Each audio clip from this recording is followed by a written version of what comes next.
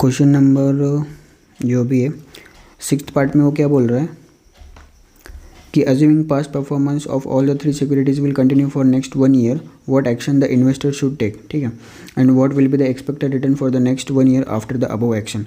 मतलब क्या देखना कि उन्होंने बोला है कि जो पास्ट परफॉर्मेंस है वही कंटिन्यू होगा अगले साल के लिए। पास्ट परफॉर्मेंस क्या है, ए का एनुअलाइज्ड रिटर्न इतना है, एनुअलाइज्ड यील्ड, बी का तो निगेटिव है एंड सी का 15% है, राइट। तो अगर यही कंटिन्यू होगा नेक्स्ट ईयर के लिए, ऐसा मान के चलो, तो इन्वेस्टर ने क्या करना चाहिए and what will be the expected return for the next year. Simple सी बात है, सुनना कि अगर यही परफॉर्मेंस अगले साल भी रिपीट होने वाला है तो हम क्या करेंगे, ए को रिडीम करेंगे, सी में इन्वेस्ट करेंगे। जो भी रिडम्पशन अमाउंट आएगी ए को रिडीम करने के बाद वो अमाउंट सी में इन्वेस्ट करेंगे। क्यों? क्योंकि यहाँ पे रिटर्न 15% है जो कि ए से ज़्यादा है, इसका 9.733% है, राइट। तो ये करेंगे और बी का तो करेंगे ही करेंगे क्योंकि इसका तो नेगेटिव रिटर्न है सर, तो इसको रिडीम करेंगे, सी में इन्वेस्ट करेंगे तो 15% मिलेगा। मतलब ऑल इन ऑल हम क्या करेंगे, 6th पार्ट में क्या बोलेंगे कि ए को रिडीम करो, बी को रिडीम करो और जो भी है, जो भी दोनों से रिडम्पशन अमाउंट आएगा वो सी में इन्वेस्ट करो, राइट। एंड उन्होंने क्या बोला है, तो ऐसा करने के बाद what will be the expected return अगले साल के लिए, ऑब्वियस सी बात है 15% रहेगा क्योंकि अब सब हमने सी में इन्वेस्ट कर लिया और सी का एनुअलाइज्ड यील्ड कितना है एक साल का 15%, राइट। तो अगले साल के लिए रिटर्न कितना रहेगा 15%, ठीक है। 6th पार्ट हो गया, देख लेना। इफ़ पास्ट यहाँ पे परफॉर्मेंस होना चाहिए, ठीक है मेरे हिसाब से। If past performance of all the 3 securities will continue, all the 3 schemes will continue for next 1 year, the investor should redeem the units of mutual fund A and B and invest the proceeds in C, right, and the expected return next year के लिए 15% जो कि C का annualised yield है। अब रही बात 7th part की, तो वो क्या बोल रहा है देखना, विल योर आंसर, जो 6वें पार्ट में 6th पार्ट में आपने आंसर दिया वो चेंज होगा क्या, if the mutual fund charges exit load of 5%, right, exit load of 5%, if the investment is redeemed within 1 year. If so, advise the investor what and when the action to be taken to optimize the return. तो यहाँ पे क्या है, इन्होंने condition डाल दी कि मान लो 1 साल के अंदर रिडीम करता है तो 5% का एग्जिट लोड लगेगा, राइट। 1 साल के पहले अगर कोई भी म्यूचुअल फंड से अगर वो रिडीम करता है तो 5% का एग्जिट लोड लगेगा, ये नई कंडीशन डाली। तो आपने जो 6th पार्ट में आंसर दिया था, क्या आंसर दिया था कि ए को रिडीम करो, बी को रिडीम करो और सी में इन्वेस्ट करो, राइट। तो ये चेंज होगा क्या, अगर होगा तो आप ये भी बोलो, एडवाइस करो इन्वेस्टर को कि what and when the action to be taken to optimise the returns. मतलब रिडीम करना है तो कब करना है, what and when, right, and maximise करने के लिए to return, right, maximise the returns, return को मैक्सिमाइज करने के लिए क्या एक्शन लेना चाहिए और कब लेना चाहिए, ये पूछ रहा है 7th पार्ट में। तो हम क्या बोलेंगे देखना, म्यूचुअल फंड ए की अगर बात करेंगे तो पीरियड ऑफ होल्डिंग 300 डेज हो गया, ठीक है। आपको यहाँ तक तो समझ गया होगा क्योंकि 7th पार्ट का डाउट आप पूछ रहे हो, राइट। तो इसका बोलना क्या है कि as on 31 March 2022, as on NAV closing NAV दिया है 31 मार्च 2022 का, तो आज 31 मार्च 2022 है, ये मान के चल रहे हैं हम, राइट। तो 31 मार्च 2022 को इसका म्यूचुअल फंड ए की अगर बात करें तो पीरियड ऑफ होल्डिंग कितना है 300 डेज, मतलब 300 डेज हो गया क्योंकि उसके हिसाब से हमने ये निकाला कि डेट ऑफ ओरिजिनल इन्वेस्टमेंट, मतलब हम क्या बोल रहे हैं कि 4 जून 2021 को उसने म्यूचुअल फंड ए में इन्वेस्ट किया होगा इनिशियली, और आज 31 मार्च 2022 को 300 डेज हो गए, राइट, ठीक है। अब मुझे ये बोलना है कि अगर मुझे एग्जिट लोड बचाना है 5% का, तो मुझे अगले 65 डेज तक ए में इन्वेस्टेड जो भी अमाउंट है मेरी वो इन्वेस्टेड रहने देना पड़ेगा, राइट। तभी मेरा 5% का एग्जिट लोड बचेगा क्योंकि 300 + 65 डेज मिला के होंगे 365 डेज, और 1 साल के बाद अगर मैं रिडीम करूँगा at the beginning of 366th day पे अगर मैं रिडीम करूँगा म्यूचुअल फंड ए के यूनिट्स तो मेरा 5% का एग्जिट लोड बचेगा। और अगर आज ही कर लेता हूँ, आज मेरे 300 दिन हो गए, आज 31 मार्च 2022 है, अगर आज ही मैं रिडीम करता हूँ तो मुझे 5% का एग्जिट लोड देना पड़ेगा, right. Same will apply to B, यहाँ पे सिर्फ नंबर ऑफ डेज का कैलकुलेशन अलग है, वो भी देख लेंगे, फटाक से देखते। अब हम क्या करते, हम दोनों कंडीशन दोनों सिचुएशंस को कंपेयर कर लेते कि भाई अगर हम आज अगर रिडीम करते ए के यूनिट्स और सी में इन्वेस्ट करते तो क्या होगा, और अगर हम अगले 65 दिन तक ए में ही रहने देते इन्वेस्टेड, एंड उसके बाद अगर रिडीम करके सी में इन्वेस्ट करेंगे तो क्या होगा अगले 1 साल के लिए रिजल्ट, राइट।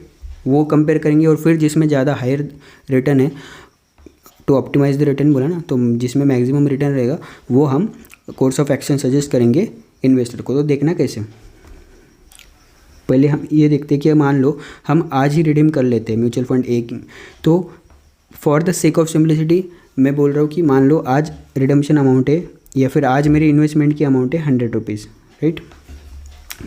अगर हम म्यूचुअल फंड ए को लेके चले, ठीक है, तो मेरी इन्वेस्टमेंट की अमाउंट है मान लो 100, तो आज अगर मैं रिडीम करता हूँ तो मुझे हमारा जो पहला वाला ऑप्शन है उसमें 100 नहीं मिलेंगे, उसमें से 5% एग्जिट लोड कटेगा, तो 100 माइनस 5% कितना बचेगा 95, तो मेरे को 95 रिडम्पशन वैल्यू मिलेगी आज ही रिडीम करता हूँ तो। और 95 लेके मैं जाऊँगा सी के पास, सी में इन्वेस्ट करूँगा, तो सी का एनुअलाइज्ड यील्ड 15% क्वेश्चन में दिया है, तो मैं अगले 1 साल में अगले 365 दिन में कितने कमा लूँगा 14.25, क्योंकि 1 साल में 365 डेज़ अज्यूम करके चलो, ऐसा क्वेश्चन में बोला है तो हम 365 डेज़ लेके चल रहे, नॉट नंबर ऑफ मंथ्स में कैलकुलेट नहीं कर रहे, सिर्फ 365 डेज़ ले रहे, राइट। तो 14.25 का रिटर्न जनरेट होगा मुझे हमारा पहले वाले अल्टरनेटिव में, कि अगर मैं आज ही रिडीम करता हूँ म्यूचुअल फंड ए के और सी में इन्वेस्ट करता हूँ वो अमाउंट, तो मुझे 14.25 का रिटर्न जनरेट होगा, राइट। मतलब मेरा जो 100 आज का वैल्यू है वो 365 दिन के बाद 114.25 हो जाएगा, 114.25, राइट। दूसरा अल्टरनेटिव, मान लो मैं म्यूचुअल फंड ए के यूनिट्स आज रिडीम नहीं करता, ठीक है, 65 डेज़ तक उसमें ही रहने देता, क्यों, क्योंकि मुझे 5% एग्जिट लोड बचाना है। तो क्या होगा सर, देखना आज मेरी इन्वेस्टमेंट की वैल्यू 100 है, जो कि हमने इधर भी ली थी, तो इधर भी हम वही लेंगे तो ही कंपैरिजन होगा, इक्वल, राइट। तो आज मेरी इन्वेस्टमेंट की वैल्यू 100 रुपीज़ है, राइट। उस पर मैं क्या करूँगा, म्यूचुअल फंड ए का 9.733% का एनुअलाइज्ड यील्ड बोला है, ठीक है, तो 65 दिन तक मैं ए में ही रहने दे रहा हूँ, राइट। तो मैं 100 पे 9.733% के हिसाब से नेक्स्ट 65 डेज़ में कितना कमा लूँगा, 1.73327, राइट, क्योंकि 9.733 साल का है, 365 डेज़ का है, तो 65 डेज़ के लिए कितना, तो 1.73327 कमा लूँगा। फिर क्या होगा, 65 डेज़ के एंड पे मुझे ये प्लस 100 मिलेगा, जो मेरा था आज 65 डेज़ के पहले का मेरा इन्वेस्टमेंट वैल्यू 100 लिया था हमने और उस पर इतना कमाया, तो ये प्लस ये मतलब 101.73327 लेके मैं सी के पास जाऊंगा, ठीक है। अब मेरा एग्जिट लोड नहीं कटेगा, क्यों नहीं कटेगा, क्योंकि हमने 365 डेज़ तक रहने दिया ए में और फिर निकल रहे, मतलब 1 साल के बाद निकल रहे, तो एग्जिट लोड नहीं कटेगा। अब मुझे पूरा 101.73 मिलेगा, मैं सी में इन्वेस्ट करूँगा, 15% इसका एनुअलाइज्ड यील्ड है, क्वेश्चन में दिया है। तो अगले 300 दिन में मैं कितना कमा लूँगा, 300 दिन क्यों लिया, क्योंकि मैंने 65 दिन कंसिडर कर लिया, 65 दिन तक मैंने ए में ही रखा। तो अब बचे 300 डेज़, क्योंकि हमने इधर 365 डेज़ में कितना करेंगे ये निकाला, तो हमें इधर कंपैरिजन करने के लिए निकालना है, तो इधर भी 365 डेज़ का लेके निकालेंगे, राइट।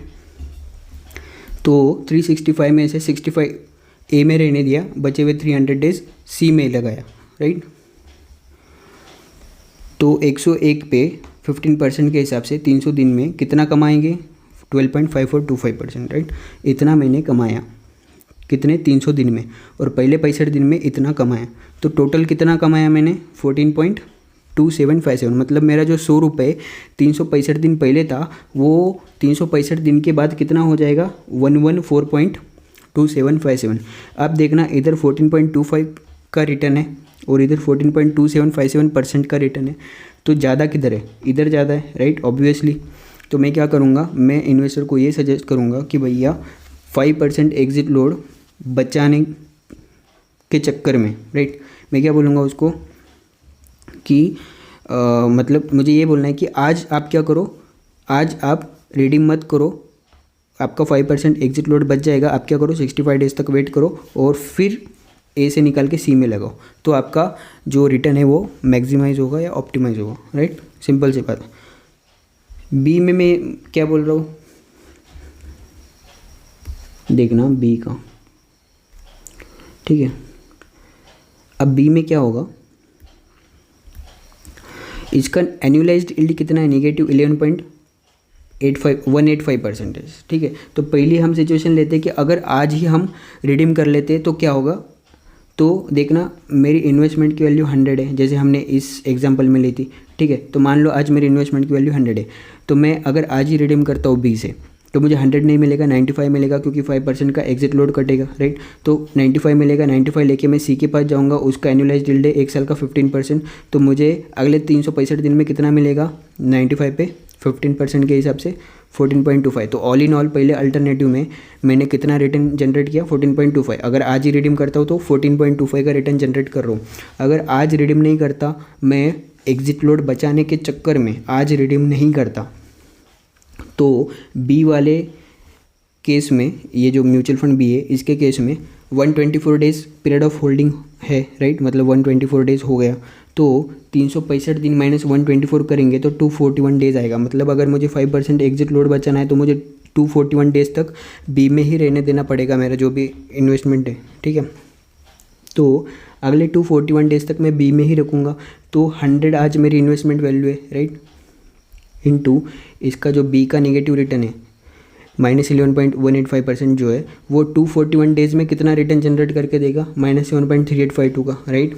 तो 241 डेज के एंड पे मेरा 100 विल बिकम 92.6148, राइट, क्योंकि 100 माइनस 7.3852 विल गिव 92.6148। अब मैं क्या करूँगा, 92.6148 में से मेरा एग्जिट लोड नहीं जाएगा 5%, क्योंकि मैंने 365 दिन तक बी में रहने दिया, राइट। तो 1 साल हो गया, राइट, उसके बाद मैं रिडीम कर रहा हूँ, तो इतना 92.61 लेके मैं किधर जाऊँगा, सी के पास जाऊँगा, सी मुझे 15% जनरेट करके देगा, राइट। अब कितने लेंगे 124 डेज़, क्यों लेंगे, क्योंकि 241 डेज़ हमने कंसिडर कर लिए, तो 365 माइनस 241 124 दिन बचे, राइट। तो 15% 124 दिन में कितना जनरेट करके देगा सी मुझे 15% के हिसाब से, तो वो आएगा सर 4.719, राइट। तो ये जो 4.7195% है, मतलब मैंने 124 दिन में इतना कमाया और पहले इसके पहले के 241 डेज़ में इतना कमाया। ठीक है, कमाया क्या, गमाई। तो अगर मैं पूरे 365 दिन की बात करूँ, 1 साल की बात करूँ, तो नेट रिटर्न क्या है, नेट रिजल्ट क्या है इस अल्टरनेटिव में, तो दिस प्लस दिस -7.38 प्लस 4.7195, तो ये -2.6657। मतलब अगर मैं एग्जिट लोड 5% बचाने के चक्कर में 241 डेज तक बी में रहने देता हूँ, ठीक है, इन्वेस्टेड रहने देता हूँ, तो मुझे 1 साल का रिजल्ट अगर मैं देखूँ तो -2.6657% का रिटर्न जनरेट होगा, मतलब नुकसान होगा ऑल इन ऑल। और अगर मैं आज ही रिडीम कर लेता हूँ बी के यूनिट्स और सी में इन्वेस्ट करता हूँ, तो अगले 1 साल की अगर मैं बात करूँ तो मुझे 14.25% का रिटर्न जनरेट होगा, राइट। तो बढ़िया क्या है, ऑब्वियसली कि आज ही रिडीम करो, 5% एग्जिट लोड बचाने के चक्कर में आप 241 डेज तक वेट मत करो, बी को आज ही रिडीम करो और सी में इन्वेस्ट करो। और ए का क्या था, ए को हमने बोला था भैया 65 डेज तक रुक जा एंड देन ए को रिडीम कर, तेरा 5% का एग्जिट लोड बचेगा, फिर सी में इन्वेस्ट करना। और हमने कंपेयर भी करा कि इसमें ज़्यादा है रिटर्न, राइट।